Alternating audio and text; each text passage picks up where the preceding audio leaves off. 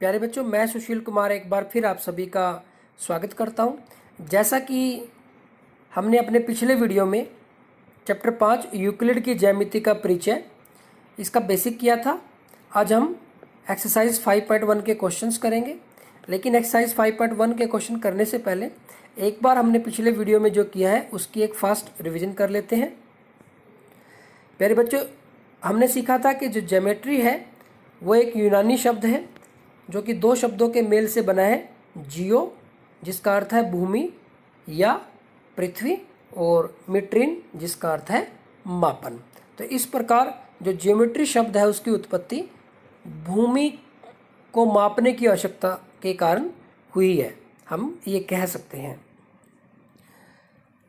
जो यूनानी गणितज्ञ थे थेल्स, उन्होंने सर्वप्रथम किसी ज्यामितीय या ज्योमेट्रिक प्रूफ के बारे में बात की थी। तो ये बात आपको ध्यान रखनी है कि यूनानी गणितज्ञ थेल्स ने सबसे पहले प्रूफ दिया था, और उसने प्रूफ किस कथन के लिए प्रूफ दिया था?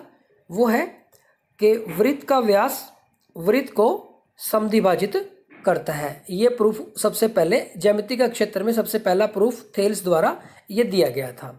इसके बाद थेल्स का एक जो सबसे प्रसिद्ध शिष्य है पाइथागोरस, जिसको गणित का हर विद्यार्थी जानता है, जिसका नाम हर विद्यार्थी जानता है, उसने पाइथागोरस ने और उसके साथियों ने अनेक ज्यामितीय गुणों की खोज की और ज्यामिति के सिद्धांतों का अत्यधिक विकास किया। इसके बाद ये क्रम इसी तरह से चलता गया और अलेक्जेंड्रिया के गणित के एक शिक्षक जिनका नाम था यूक्लिड ने इस सारे ज्ञान को एकत्रित करके विश्व में ज्यामिति या गणित से संबंधित सारे ज्ञान को एकत्रित करके एक पुस्तक लिखी, एक ग्रंथ लिखा जिसका नाम था एलिमेंट्स। इस पुस्तक के इस ग्रंथ के 13 अध्याय थे और प्रत्येक अध्याय को पुस्तिका माना गया है, यानी कि 13 भाग थे इसके और प्रत्येक भाग को पुस्तिका माना गया है। इन पुस्तिकाओं में विश्व की जो ज्यामितीय समझ है इसके बारे में विस्तार पूर्वक जानकारी दी गई। यूक्लिड ने कुछ बेहद महत्वपूर्ण परिभाषाएं दी, अभिगृहित दिए और अभिधारणाएं दी। ज्यामिति का क्षेत्र में यूक्लिड का जो कार्य है वो बेहद सराहनीय रहा। तो उन्होंने 23 परिभाषाएं दी हैं, महत्वपूर्ण परिभाषाएं, अभिगृहित और अभिधारणाएं दी हैं। जो 23 परिभाषाएं थी उनमें से जो 7 परिभाषाएं हैं वो कुछ महत्वपूर्ण परिभाषाएं हैं। उनमें एक है कि बिंदु क्या होता है? बिंदु वह है जिसका कोई भाग नहीं होता। ठीक इसी तरह से रेखा के लिए एक रेखा चौड़ाई रहित लंबाई होती है, एक रेखा के सिरे बिंदु होते हैं। 4th नंबर पे एक सीधी रेखा ऐसी रेखा है जो स्वयं पर बिंदुओं के साथ सपाट रूप से स्थित होती है। 5वां है एक पृष्ठ वह है जो जिसकी केवल लंबाई और चौड़ाई होती है।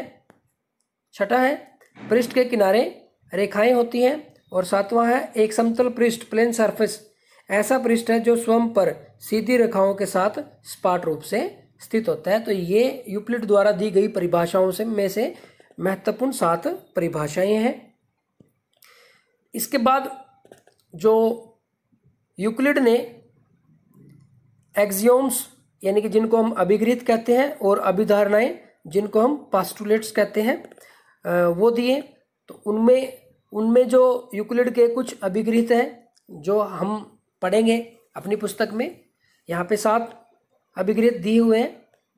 ये है पहला, एक ये यूक्लिड द्वारा दिए क्रम के अनुसार नहीं है, ये उनमें से 7 लिए गए हैं। एक है वे वस्तुएं जो एक ही वस्तु के बराबर हों एक दूसरे के बराबर होती हैं। वे वस्तुएं जो एक दूसरे के बराबर हैं वो यानी कि आपस में भी बराबर होती हैं।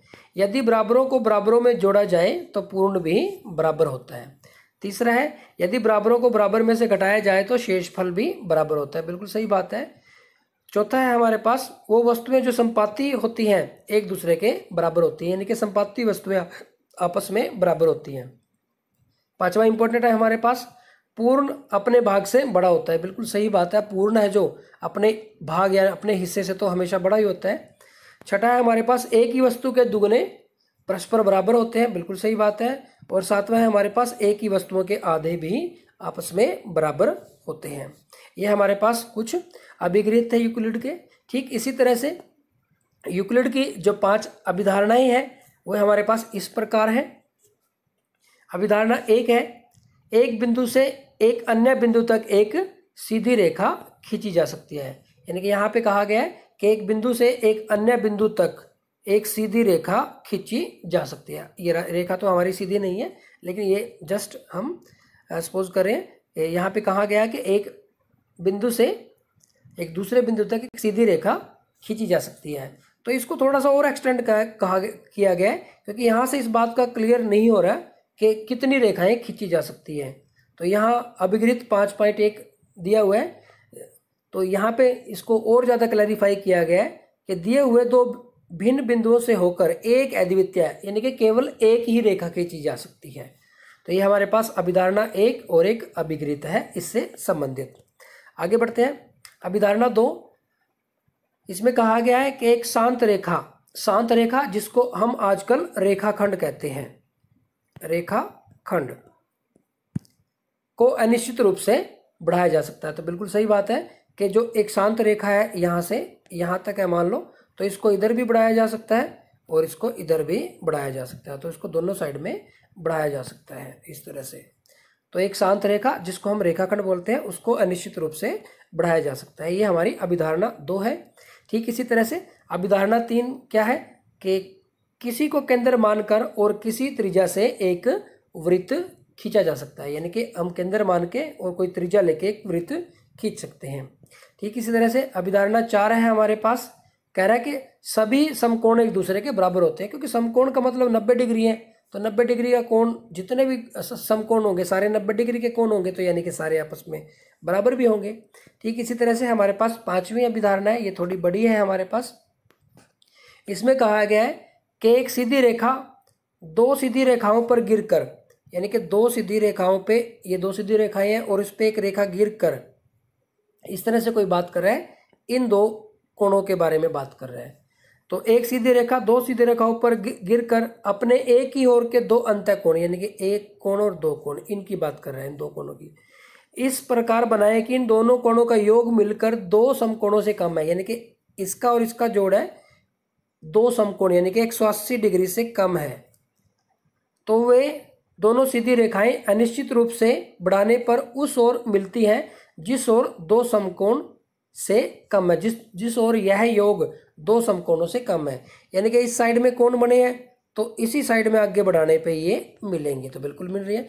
यहाँ अगर इनको आगे बढ़ाएंगे तो ये आगे नहीं मिलेगी, क्योंकि यहाँ पे जो दोनों कोणों का योग है वो 180 डिग्री या 2 समकोणों के योग से कम है, यहाँ पे ज़्यादा है तो यहाँ पे नहीं मिलेगी। तो प्यारे बच्चों, ये हमारे पास अभिधारणा 5 थी। अब हम शुरू करते हैं एक्सरसाइज 5.1 के क्वेश्चन। एक्सरसाइज 5.1 में जो पहला क्वेश्चन है उसमें कहा गया है कि निम्नलिखित कथनों में से कौन से कथन सत्य है और कौन से कथन असत्य है, अपने उत्तरों के लिए कारण दीजिए। तो यहाँ पे पार्ट्स हैं कुछ। पहला है एक बिंदु से केवल एक ही रेखा खींची जा सकती है। तो ये पहला कथन है, ये बताना है सत्य है असत्य है कि एक बिंदु से केवल एक ही रेखा खींची जा सकती है। प्यारे बच्चों, मैं ये मान लो यहाँ पे मैंने एक बिंदु ले लिया, तो इस बिंदु से तो मैं यहाँ पे ये रेखा भी खींच सकता हूँ, यहाँ पे ये रेखा भी खींच सकता हूँ, यहाँ पे ये रेखा भी खींच सकता हूँ। तो बहुत सारी रेखाएं खींची जा सकती हैं, ऐसे भी हो सकती है। तो ये तो बात सही नहीं है, तो हमारा जो आंसर होगा वो क्या हो जाएगा, असत्य है। क्योंकि अगर आप कारण लिखना चाहो तो लिख सकते हो कि एक बिंदु से होकर अनेक रेखाएं खींची जा सकती हैं। ठीक इसी तरह से आगे बढ़ते हैं। दूसरा पॉइंट है हमारे पास, दूसरा पार्ट है 2 भिन्न बिंदुओं से होकर जाने वाली असंख्याय रेखाएं होती हैं। अब देखो हमने क्या किया था, जो हमारी अभिधारणा 1 थी उसके साथ साथ में हमने एक अभिगृहित भी लिखा था कि 2 भिन्न बिंदुओं से केवल एक ही रेखा खींची जा सकती है। और ये कह रहा है कि 2 भिन्न बिंदुओं से होकर जाने वाली असंख्याय रेखाएं हैं। तो 2 बिंदु अगर हम ले लें, हम अगर कोई भी 2 बिंदु ले लें, तो इनसे जो रेखा होगी वो एक ही तो होगी, तो इनसे तो एक ही रेखा होगी, तो बहुत सारी तो हो ही नहीं सकती, और एक ही जा सकती है, एक से ज़्यादा तो हो ही नहीं सकती। तो यह भी हमारे पास क्या हो गया, असत्य है। तो यहाँ पे आप कारण देना चाहो तो दे सकते हो कि दो भिन्न बिंदुओं से होकर केवल एक और एक ही रेखा खींची जा सकती है। तो ठीक इसी तरह से आगे बढ़ते हैं। तीसरा जो पार्ट है हमारे पास क्वेश्चन नंबर फर्स्ट का, इसमें कहा गया है कि एक शांत रेखा दोनों ओर निश्चित रूप से बढ़ाई जा सकती है। हमारे पास मान लो ये एक शांत रेखा है, कोई भी हम एक शांत रेखा ले लेते हैं। ये कह रहा है कि इसको दोनों ओर अनिश्चित रूप से बढ़ाया जा सकता है। बिल्कुल सही है, इसको इधर भी हम बढ़ा सकते हैं और इधर भी हम बढ़ा सकते हैं, तो इसमें कोई समस्या नहीं है, ये हमारे पास बिल्कुल सत्य है। और अगर आप इसको देखें तो ये हमारे पास जो अभिधारणा 2 है, हमारे पास हमने जो अभिधारणा 2 की थी वो यही तो थी। अभिधारणा 2 में हमने यही सीखा था। आगे बढ़ते हैं हम। आप लिखना चाहो तो लिख सकते हो कारण इसके साथ।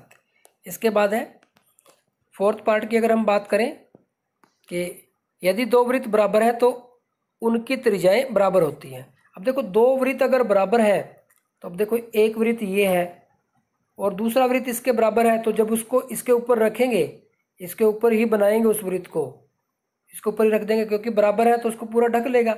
यानी कि जो पहले वाले की जो त्रिज्या होगी दूसरे वाले की त्रिज्या भी वही होगी, तो बिल्कुल सही बात है। तो ये हमारे पास क्या हो जाएगा, सत्य हो जाएगा। प्यारे बच्चों ठीक इसी तरह से हम आगे बढ़ते हैं। फिफ्थ पार्ट है हमारे पास, आकृति दी हुई है एक हमारे पास, आकृति 5.9, यानी कि ये वो आकृति है। यदि जो ए बी है वो पी क्यू के बराबर है, ए बी और पी क्यू आपस में बराबर है, और पी क्यू और एक्स वाई बराबर है। अब देखो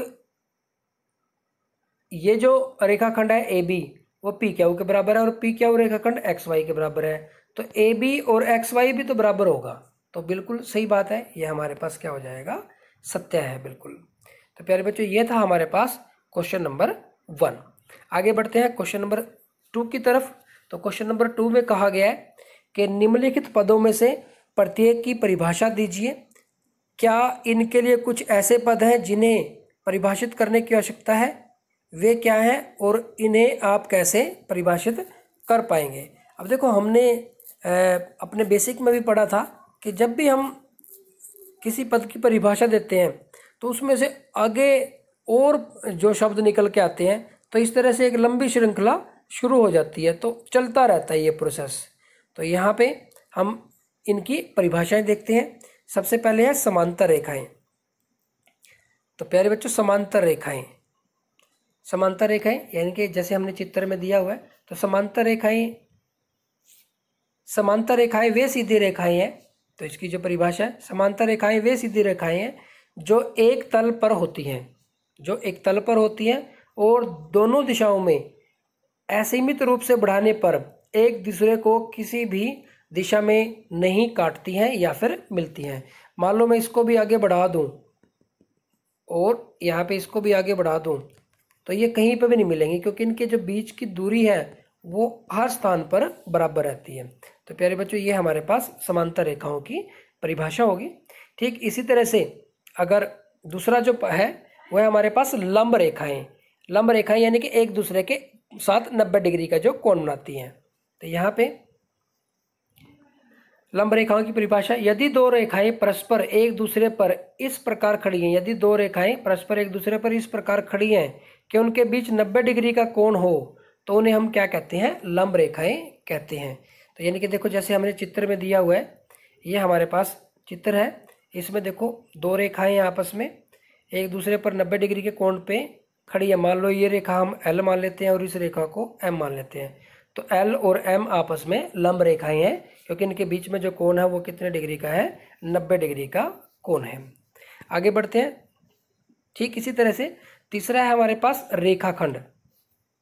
रेखाखंड रेखा का एक हिस्सा होता है जिसकी निश्चित लंबाई होती है। तो रेखाखंड को हमें परिभाषित करना है,